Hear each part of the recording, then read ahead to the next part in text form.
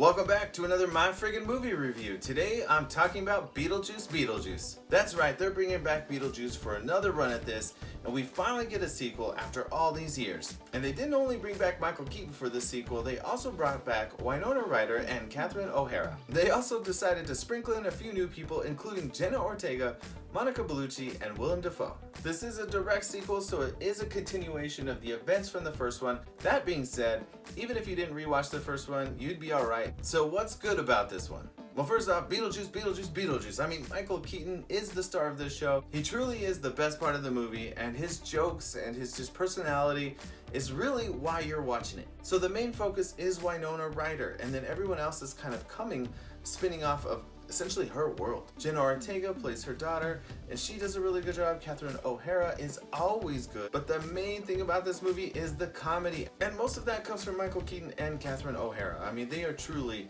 superstars. I thought it was a pretty good follow-up. I did enjoy the story aspects that were laid out in front of us, some of which were a little cliche or maybe even predictable, but most of them worked pretty well. So let's talk a little bit about the bad.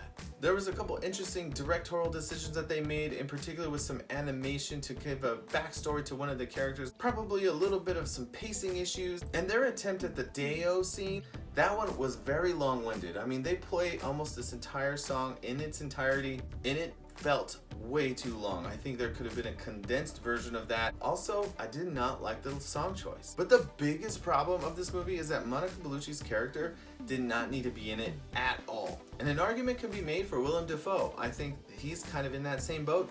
I just particularly liked his character. And as I kind of mentioned before, I did struggle with the beginning of the movie, but it did win me over with some of the jokes as it got going. That being said, I can only give Beetlejuice Beetlejuice 3 stars out of 5, and really that's mostly because of Michael Keaton and the jokes that him and maybe even Catherine O'Hara were dropping. And don't get me wrong, Jenna Ortega was good as well, but the energy or the liveliness of this movie comes from Michael Keaton and Catherine O'Hara. So I do recommend that you check it out in theater. So after you make a bargain with a trickster demon and get sucked into a little micro machine world and check this movie out, well, just stop and say friggins, friggins, friggins, and that'll bring you right back here, and you can go ahead and let me know if I'm friggin' right or I'm friggin' wrong.